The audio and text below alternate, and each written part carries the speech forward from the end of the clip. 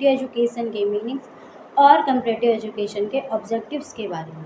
आज हम बात करेंगे कि मॉडर्न टाइम में कम्परेटिव एजुकेशन के डेवलपमेंट को कितने चरणों में डिवाइड किया गया है। तो इसे फर्स्ट स्टेज, सेकेंड स्टेज और थर्ड स्टेज, 3 जो है स्टेप्स में डिवाइड किया गया है, स्टेज में डिवाइड किया गया है। फर्स्ट स्टेज में जो है हम एंटोइन जूलियन को देखेंगे कि एंटोइन जूलियन ने फर्स्ट स्टेज में क्या कहा है।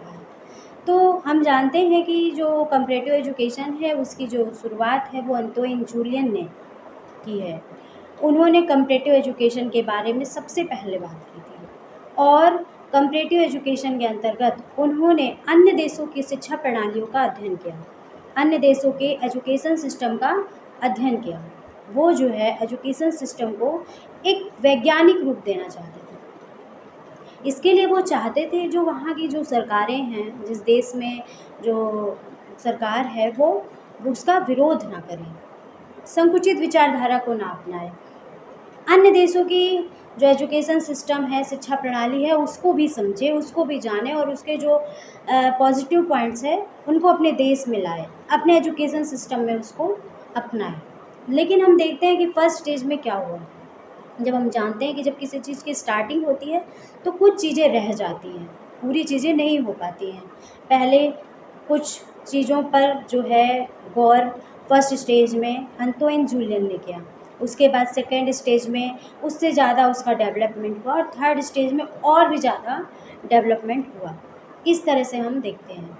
तो फर्स्ट स्टेज में एंटोइन जूलियन ने ये कहा कि जो भी एजुकेशन सिस्टम है अन्य देशों का, हमें उसके एजुकेशन सिस्टम को फॉलो करना चाहिए। लेकिन फर्स्ट स्टेज में कमी क्या रह गई? कमी ये रह गई कि वहाँ की सरकारों ने इसको लागू भी किया, अपनाया भी इस चीज़ को, लेकिन यहाँ पर कमी ये थी कि जो देश दूसरे देश के एजुकेशन सिस्टम को अपना रहा था वो ये नहीं देख रहा था कि इसे किसी दूसरे देश ने पहले अपनाया है या नहीं, इस एजुकेशन सिस्टम को। दूसरा ये कि जो वहाँ का जैसे जो भी जहाँ का एजुकेशन सिस्टम होता है वो अक्सर वहाँ की फिलॉसफिकल और वहाँ की सोसाइटी से और वहाँ का जो है आपका इकोनॉमिकल चीज़ों से इफ़ेक्टेड होता है। जैसी वहाँ की इकोनॉमी होगी, जैसी वहाँ की फ़िलॉसफी होगी, जैसी जिस देश की आपकी सोसाइटी होगी, जिस देश का आपका सोशियोलॉजिकल फैक्टर होगा, उस तरह से ही आपकी जो है एजुकेशन भी बनाई जाती है। जैसे वहाँ का कल्चर होगा उसी तरह से वहाँ की एजुकेशन बनाई जाती है। लेकिन फर्स्ट स्टेप में इन चीज़ों की बात नहीं की गई, यानी कि आपके फैक्टर्स को एकदम ध्यान नहीं दिया गया कि ये जो है ये फैक्टर्स जिस देश के जो ये फैक्टर्स हैं, जैसे कि आपका सोशियोलॉजिकल, आपका इकोनॉमिकल, फिलॉसफिकल, ये वहाँ के एजुकेशन सिस्टम को तो अफेक्टेड कर रहे हैं। यहाँ वहाँ की जो एजुकेशन सिस्टम है वो वहाँ के फैक्टर्स के हिसाब से है, लेकिन क्या वो जो एजुकेशन है वो हमारे लिए भी यूज़फुल होगी? हमारे यहाँ जैसे कल्चर हैं, हमारे यहाँ जैसे चीज़ें हैं, तो बस सेम चीज़ों को फॉलो कर लिया, वो हो गया। तो फर्स्ट स्टेज में बस ये ध्यान दिया गया कि जो एजुकेशन सिस्टम है बस हमें उसको फॉलो करना है। उसका क्या मेरिट होगा, क्या डिमेरिट होगा, क्या चीज़ें फ़ायदा करेंगी, क्या चीज़ें नुकसान करेंगी, वो हमारे अनुकूल है या नहीं है, उसे किसी देश ने अपनाया है या नहीं है, उसकी क्या विशेषताएं हैं, इन चीज़ों पर ध्यान नहीं दिया। हमें बस लगा कि उस देश के लिए ठीक है तो हमारे लिए भी ठीक होगी, ये चीज़ फर्स्ट स्टेप में किया गया। मतलब कम्परेटिव एजुकेशन तो आया फर्स्ट स्टेप में, बात तो हुई, लेकिन हमने अन्य देशों की शिक्षा प्रणालियों का भी अध्ययन किया, लेकिन कैसे? बस यही था कि उन चीज़ों को बस हमने ले लिया, उसके साइड इफ़ेक्ट्स क्या होंगे, वो चीज़ें हमारे लिए फ़ायदा करेंगी, नुकसान करेंगी, वो चीज़ें हमारे लिए हमारे एटमॉस्फेयर के अनुकूल हैं या नहीं हैं, प्रतिकूल हैं, क्या है, इन चीज़ों पर हमने बिल्कुल ध्यान नहीं दिया। लेकिन यानी कि विकास की शुरुआत तो फर्स्ट स्टेज में हो गई, लेकिन अधूरी। सेकेंड स्टेज में जो है इसके जनक, सेकेंड स्टेज के जनक हम माइकल सैडर को मानते हैं।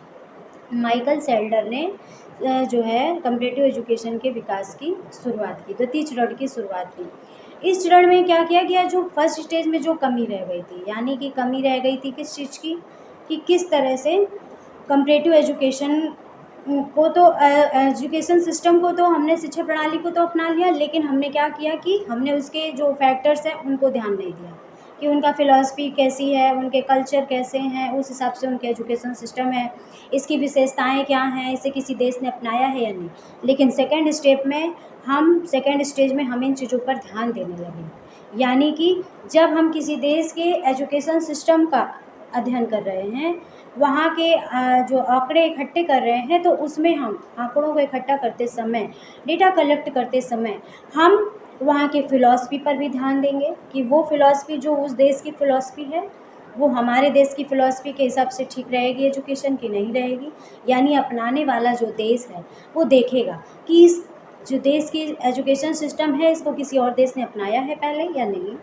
और अगर नहीं भी अपनाया है और अगर हम उसे अपनाना चाहते हैं, तो पहले वहाँ की फ़िलॉसफ़ी, वहाँ का कल्चर, वहाँ की सोसाइटी, उसके हिसाब से वो एजुकेशन सिस्टम है, ठीक है। लेकिन क्या वो हमारे देश की सोसाइटी, कल्चर, फ़िलॉसफ़ी के अकॉर्डिंग वो एजुकेशन सिस्टम ठीक रहेगा या नहीं? तो सेकंड स्टेप में इसकी बात होती है। इसमें जो है इसके समर्थकों में बात करें तो फ्रेडरिक आदि ऐसे समर्थक, केंडल, बहुत सारे ऐसे समर्थक हैं जिन्होंने इसका समर्थन किया। इसके बाद थर्ड स्टेप की अगर बात करें, थर्ड स्टेज की, तो थर्ड स्टेज में जो है जो आपका है वो एकदम सेम है। हम देखेंगे कि थर्ड स्टेज में क्या होता है। तो थर्ड स्टेज में जॉर्ज ब्रैडे जेडएफ के नाम सम्मिलित हैं। इन्होंने तुलनात्मक शिक्षा के विकास का इसे विश्लेषणात्मक काल कहा है। विश्लेषणात्मक काल क्यों कहा है? वो इसलिए कहा गया है क्योंकि इसमें क्या करते हैं कि अपनाए जाने वाला देश प्लस हम जिस देश की एजुकेशन सिस्टम या शिक्षा प्रणाली को अपनाते हैं, उन दोनों देशों के एजुकेशन सिस्टम का क्या होता है, यहाँ पर विश्लेषणात्मक अध्ययन किया जाता है। यानी उस देश के धार्मिक, सांस्कृतिक और वहाँ के दार्शनिक और वहाँ के सामाजिक फैक्टर्स का हम विश्लेषण करते हैं। और भी अन्य चीज़ों को, जो भी ऐसे कारक हैं जो एजुकेशन को इफ़ेक्ट करते हैं, प्रभावित करते हैं, उस देश के शिक्षा प्रणाली में जो ऐसे कारक जो वहाँ की शिक्षा प्रणाली को प्रभावित करते हैं, उन कारकों का भी अध्ययन करते हैं। प्लस अपनाए जाने वाले देश की कैसी फ़िलॉसफ़ी है, किस तरह का वहाँ की संस्कृति है, किस तरह की वहाँ की चीज़ें हैं, किस तरह का वहाँ का पर्यावरण है, किस तरह के वहाँ का एटमॉस्फेयर है, इन चीज़ों का भी हम क्या करते हैं, अध्ययन करते हैं। यानी कि दोनों देशों की प्रणालियों का अध्ययन करते हैं, कारकों का अध्ययन करते हैं, तब जाकर हम उस देश के एजुकेशन सिस्टम को अपनाते हैं। तो वहाँ पर हम ये देखते हैं कि उसके अनुकूलता और प्रतिकूलता का भी अध्ययन करते हैं, समानता और असमानता का भी अध्ययन करते हैं, और तब हम जाकर उस देश के एजुकेशन सिस्टम को अपनाते हैं। यानी उस देश का जो एजुकेशन सिस्टम अपनाने पर हमें क्या लाभ हो सकते हैं, क्या हानि हो सकती है, क्या इसके अनुकूल प्रभाव हो सकते हैं, क्या इसके प्रतिकूल प्रभाव हो सकते हैं, इस तरह से चीज़ों का हम अध्ययन करते हैं। तो थर्ड स्टेज में हम इस तरह से जो है अध्ययन करते हैं।